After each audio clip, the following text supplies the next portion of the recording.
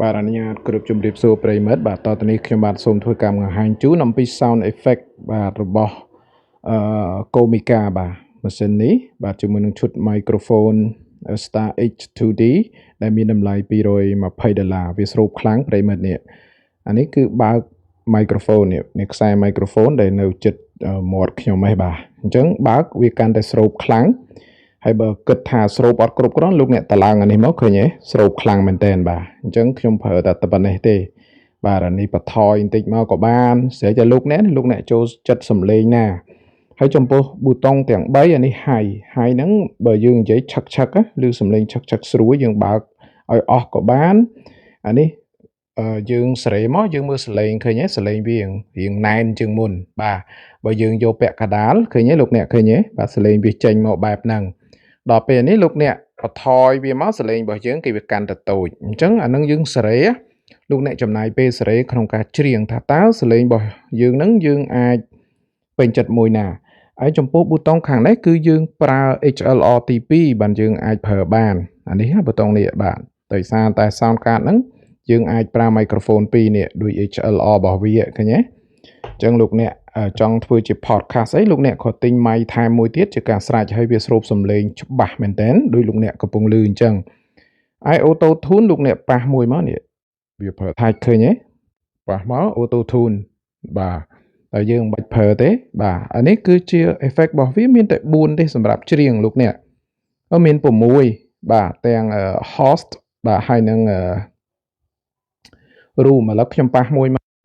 បាទអានេះសំឡេង room ប្រិមិត្តឃើញទេសំឡេង room យើងតឡើង reverb បានប្រិមិត្តនេះគឺ reverb បាទឥឡូវខ្ញុំតឡើង reverb បាទនេះអាឡូអញ្ចឹង room reverb របស់វាបានតែប៉ុណ្្នឹងប្រិមិត្តបាទ reverb របស់វាបានប៉ុណ្ណឹងបន្តមកលោកអ្នកចង់បានសំឡេងអីក៏ថាច់ប៉ះលើវាមកឃើញទេអានេះ stage នៅលើឆាកបាទអញ្ចឹងវាអត់សូវ echo ទេបាទឃើញទេវា echo បានប៉ុណ្ណឹងប្រិមិត្តហើយយើងប្រើ reverb មកយើងបើកប៉ុណ្ណាក៏បានដែរហើយយើងប៉ះមួយទៀតមក hall អាសំឡេង hall នេះគឺអ្នកដែលចូលចិត្ត echo ខ្លាំងយើងតឡើង reverb យើងបន្ថយ reverb បាទស្រេចតែយើងតែ echo ខ្លាំងបាទសំឡេង hall តមកយើងប៉ះមួយទៀត host បាទ host អានោះមិនដឹងគេប្រើអីទេខ្ញុំមិនដឹងដែរ MC បាទ MC នេះគឺដឹងពិធីករហើយបន្ទាប់មក KTV ប៉ះមកឃើញទេលោកអ្នក KTV លោកអ្នកអាចសេរី reverb តាមដែលលោកអ្នកចង់បានបាទហើយបន្តមកទៀតខាងនេះគឺ pitch សំឡេង pitch បាទសំឡេង pitch ទេអានេះវាលោត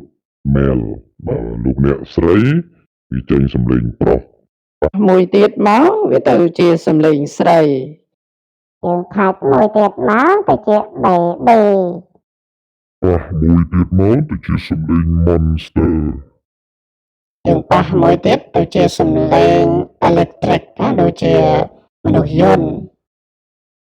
អានេះគឺ robot បាទអានេះ robot ឯខាងនេះគឺ do re mi fa sola នេះលោកអ្នកឃើញទេ do re mi fa sola សម្រាប់គេប្រើ mic ភ្លេង mic អីអាហ្នឹងខ្ញុំអត់ចេះភ្លេងអញ្ចឹងមិនដឹងថាប្រើមិនទេបាទអញ្ចឹងយើងសកត់វាជាប់មកលោកអ្នកបាទឃើញទេវាលោតមកធម្មតាវិញនេះសំឡេង denoy បើកាលណាយើងចុចចេះអាហ្នឹងគឺសំឡេងរំខានចូលខ្លាំងតែម្ដងដល់យើងចុចឲ្យពាក្យ denoy នេះវាលោតអញ្ចឹងការរំខានរបស់វាអត់មានអីមករំខានយើងទេហើយនេះ ducking ប៊ីតុង ducking នេះមានន័យថាយើងចុចជាប់អញ្ចឹងលោកអ្នកដាក់ music background ពេលយើងនិយាយអា music ហ្នឹងវាថយដោយខ្លួនវាដូចជាលោកអ្នកធ្វើជា DJ អីបាទអានេះ loop back ប្រើសម្រាប់លោកអ្នកដែលគេហៅថាប្រើកាត់ភ្លេងកាត់អីអាហ្នឹងខ្ញុំមិនចេះទេបាទអានេះ dry sound នេះសម្រាប់លោកអ្នកច្រៀងមានភ្លេងហើយលោកអ្នក record ទៅវាច្រោះយកសំឡេងសុទ្ធតែម្ដង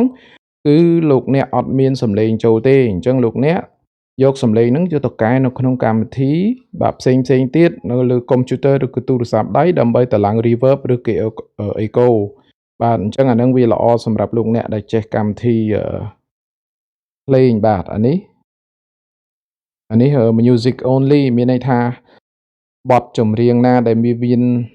អ្នកច្រៀងសំឡេងអ្នកច្រៀងហើយលោកអ្នកចុច music ហ្នឹងវាយកតែ music ចូលទេអញ្ចឹងវាអត់ជាប់ ប៉ុន្តែវាកាត់មិនសូវបានទេដោយសារតែ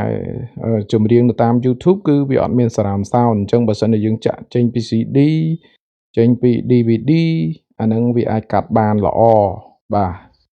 អញ្ចឹងមានតែប៉ុណ្ណឹងចំពោះនេះ Soundpad នេះគឺគេប្រើសម្រាប់កម្មវិធីលើកុំព្យូទ័រដែលលោកអ្នកកាត់សំឡេងយ៉ាងម៉េចអញ្ចឹងណានេះគឺជាប៊ូតុងសម្រាប់ប្រើ microphone ពេលលោកអ្នកដែលប្រើនៅខាងក្រៅបាទតទៅជាមួយបាសខាងក្រៅឬក៏ប្រើ microphone XLR ប្រភេទ microphone ទី2បាទប្រិយមិត្តហើយខ្ញុំកំពុងតែថតនេះគឺប្រើ Samsung Galaxy Note 22 Ultra 5G អញ្ចឹងវាច្បាស់គួរសមដែរបាទសំឡេងរបស់វាគឺ Samsung នេះហើយអញ្ចឹងការប្រើប្រាស់ចម្បងរបស់Comica គឺមានតែប៉ុណ្ណឹងប្រសិនបើប្រិយមិត្តបាទចាប់អារម្មណ៍លោកអ្នកអាចឬក៏មានចម្ងល់ផ្សេងសូម